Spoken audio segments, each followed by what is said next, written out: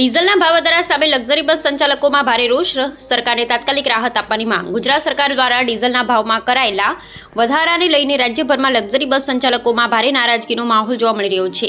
વધતા ડીઝલના ભાવને કારણે પરિવહન વ્યવસાય પર સીધી અસર પડી રહી હોવાનું જણાવતા અખિલ ગુજરાત લક્ઝરી બસ એસોસિએશને સરકાર સામે ઉગ્ર વિરોધ નોંધાવ્યો છે અને ડીઝલના વધારેલા ભાવમાં તાત્કાલિક ઘટાડો કરવાની માંગ ઉઠાવી છે। એસોસિએશનના જણાવ્યા અનુસાર છેલ્લા કેટલાક સમયથી ડીઝલના ભાવમાં સતત વધારો થતા લક્ઝરી બસ સંચાલકો માટે વ્યવસાય ચલાવવાનો દિવસે ને દિવસે વધુ મુશ્કેલ બની રહ્યો છે। ડીઝલના ખર્ચમાં ભારે વધારો, વાહનોની જાળવણી, વીમા ટેક્સ તેમજ અન્ય ખર્ચમાં સતત વધારો થવાને કારણે સંચાલકો આર્થિક સંકટનો સામનો કરી રહ્યા છે। આ વિરોધના ભાગરૂપે રાજ્યભરના લક્ઝરી બસ સંચાલકોએ તમામ બસોના ટાયર પ્રતિકાત્મક રીતે સ્થગિત રાખી સરકાર સામે પોતાની નારાજગી વ્યક્ત કરી હતી।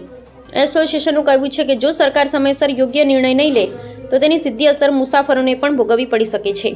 બનાસકાંઠા બસ ટ્રાવેલ્સ એસોસિએશનના પ્રમુખ કમલેશભાઈ રાવલે જણાવ્યું હતું કે સરકાર ડીઝલના વધારેલા ભાવ અંગે તાત્કાલિક પુનઃવિચાર કરે અને સંચાલકોને રાહત આપે। જો સરકાર દ્વારા યોગ્ય નિર્ણય લેવામાં નહીં આવે તો આગામી દિવસોમાં સમગ્ર રાજ્યના લક્ઝરી બસ સંચાલકો ગાંધીનગર ખાતે તમામ લક્ઝરી બસો સાથે વિશાળ સંખ્યામાં ધરણા અને ઉગ્ર પ્રદર્શન કરશે।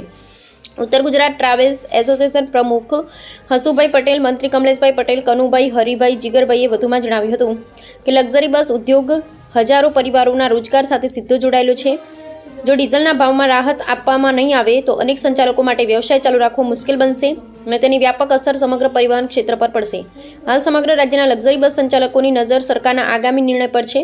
હવે સરકાર સંચાલકોની આ રજૂઆતને કેટલું મહત્વ આપે છે અને ડીઝલના ભાવમાં રાહત અંગે શું નિર્ણય લે છે તેના પર આગામી દિવસોમાં લક્ઝરી બસ ઉદ્યોગની રણનીતિ અને આંદોલનની દિશા નિર્ભર રહેશે। અહેવાલ દિલીપ ગોહિલ। માલિકો બધાએ ડીઝલના ભાવ વધારાના વિરોધ સામે વિરોધ નોંધાવીએ છીએ અને આ બધી લક્ઝરી બસો અમે સામૂહિક મૂકી દીધેલી છે।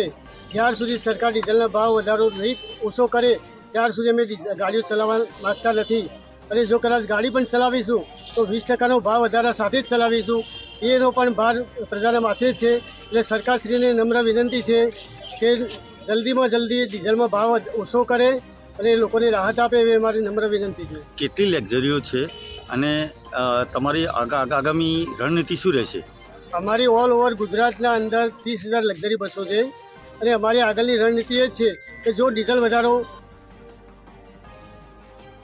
ચાલી જશે તો અમે બધી ગાડીઓ મૂકી દઈશું અને એની હાલાકી પ્રજાને ભોગવવી પડશે। જે લોકો અવર જવર કરે છે એ લોકો ઠપ થઈ જશે અને એ લોકોને રેલવેના અંદર, પ્લેનના અંદર મુસાફરી કરવાનું ભારે પડશે। એટલા માટે અમારી એક જ વિનંતી છે કે જલ્દીમાં જલ્દી ડીઝલનો ભાવ ઓછો કરે અને લોકોને રાહત આપે। આ વિશે કોઈ અગાઉ કોઈ લેખિતમાં કોઈ રજૂઆત કરવામાં આવેલી? હા, અમે વારંવાર વર્ષોથી